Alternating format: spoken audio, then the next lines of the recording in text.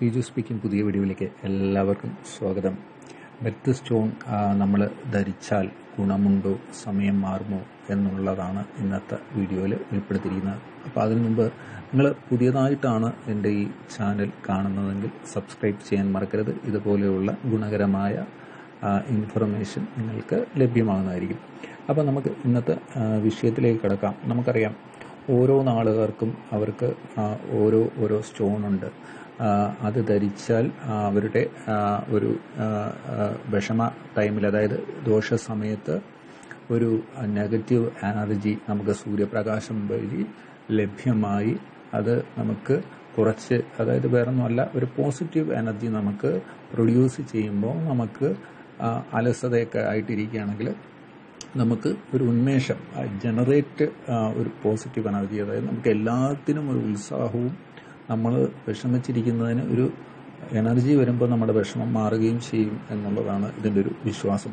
അപ്പോൾ ഓരോ നാളുകാർക്കും ഇങ്ങനെ ഓരോ കല്ലുകളുണ്ട്. അത് ഞാൻ വേറൊരു വീഡിയോയിൽ ഉൾപ്പെടുത്താം. ഇന്നിപ്പോൾ ചോദ്യനാളുകാരെ കുറിച്ചിട്ടാണ് ഉൾപ്പെടുത്തുന്നത്. അപ്പോൾ ചോദ്യനാളിന് ലിബ്ര, അവർക്ക് മെയിനായിട്ടുള്ളത് ഓപ്പലാണ്, പിന്നെ ഗോമോദക്, അതുപോലെ തന്നെ മൂൺ സ്റ്റോൺ എന്ന് പറഞ്ഞ ചന്ദ്രകാന്ത കല്ലും.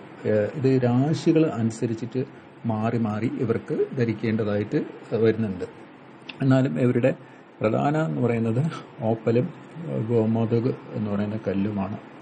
ഇത് നമ്മുടെ രാഹു, കേതു, ശനി ഒക്കെ ഇങ്ങനെയൊക്കെ വരുമ്പോൾ അതനുസരിച്ചിട്ട് മാറി മാറി ഇടേണ്ടി വരും. എന്നാലും പ്രധാന കല്ല് എന്ന് പറയുന്നത് ഓപ്പലും ഗോമോദകമാണ്. അപ്പോൾ ഈ നമ്മൾ കല്ല് വാങ്ങുമ്പോൾ ക്യാരറ്റ് നോക്കി തന്നെ വാങ്ങണം. ഇല്ല എന്നുണ്ടെങ്കിൽ നമുക്ക് അത് ഉദ്ദേശിക്കുന്ന ഒരു പ്രയോജനം ഉണ്ടാകില്ല.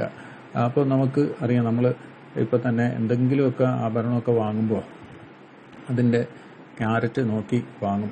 നമുക്കറിയാം, അപ്പം സ്വർണം തന്നെ 22 ക്യാരറ്റ് ആണ് ശരിക്കും ആയിട്ട് നമുക്ക് സ്വർണം എന്ന് പറഞ്ഞ മാതിരി. ഈ 18 ക്യാരറ്റ് വാങ്ങിച്ചാൽ നമുക്ക് വില കിട്ടത്തില്ല, അപ്പോൾ ഗുണമില്ല. അതുപോലെ തന്നെയാണ് നമുക്കും ഈ പറഞ്ഞ കണക്ക് നമ്മുടെ സമയമൊക്കെ മാറി കിട്ടണമെങ്കിൽ ആ കല്ല് നമുക്ക് ക്യാരറ്റ് ക്വാളിറ്റി, ഫസ്റ്റ് ക്വാളിറ്റി കല്ല് തന്നെ നമുക്ക് കിട്ടണം. ആ കല്ല് ഇട്ട് കഴിഞ്ഞാൽ ഈ പറഞ്ഞ കണക്ക് നമ്മൾ ഉദ്ദേശിക്കുന്ന കാര്യം നടക്കത്തുള്ളൂ. അപ്പോൾ ആ കല്ല് നോക്കി വാങ്ങുക. അത് കല്ല് എങ്ങനെയാണെന്ന് നമ്മൾ പഠിക്കണം. കാരണം എന്ന് വെച്ച് കഴിഞ്ഞാൽ ഈ ഗോമോദക കല്ലെന്നൊക്കെ പറഞ്ഞു കഴിഞ്ഞാൽ ഒറിജിനൽ കല്ലുണ്ടല്ലോ, പെട്ടെന്ന് തട്ടിയാലൊന്നും പോറത്തില്ല. നമുക്ക് മേശയിലോ അല്ലെങ്കിൽ കണ്ണാടിയിലോ ഒക്കെ ഉരച്ചാലും അത് പോറത്തില്ല. അതായത് ഇത് ശരിക്കും മിറർ പോലെ തന്നെ ഇരിക്കും, മാർബിൾ പോലെ തന്നെ ഇരിക്കും. അതാണ് ഇതിൻ്റെ ഒരു വ്യത്യാസം. അത്രയ്ക്ക് മൂർച്ചയാണ്, ഷാർപ്നെസ്സാണ്.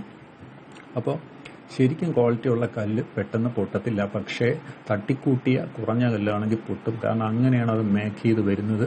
ആ കല്ലിൻ്റെ പവർ അങ്ങനെയാണ്. എന്ന് വെച്ചിട്ട് മനപ്പുറം നമ്മൾ പൊട്ടിക്കാൻ നിന്നാൽ പൊട്ടും കേട്ടോ.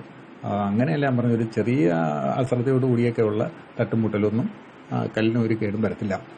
അപ്പോൾ ഈ വീഡിയോ നിങ്ങൾക്ക് ഇഷ്ടപ്പെട്ടു എന്ന് കരുതുന്നു. അതുപോലെ മറ്റൊരു വീഡിയോയുമായി വരുന്നതായിരിക്കും. എല്ലാവർക്കും bye. Thank you for watching my channel. നിങ്ങൾ സബ്സ്ക്രൈബ് ചെയ്യാൻ മറക്കരുത്. നിങ്ങളുടെ എല്ലാം, എൻ്റെ സ്നേഹം നിറഞ്ഞ എല്ലാ സബ്സ്ക്രൈബർക്കും പ്രോത്സാഹനത്തിനൊക്കെ ഒത്തിരി താങ്ക്സ്. അപ്പോൾ ഇതുപോലെ നിങ്ങൾക്ക് പ്രയോജനപ്രദമായ മറ്റൊരു വീഡിയോയുമായി വരുന്നതായിരിക്കും. എല്ലാവർക്കും ഒന്നുകൂടെ സ്നേഹത്തോടെ ബൈ പറയുന്നു കേട്ടോ. അപ്പോൾ bye. Thank you for watching my channel.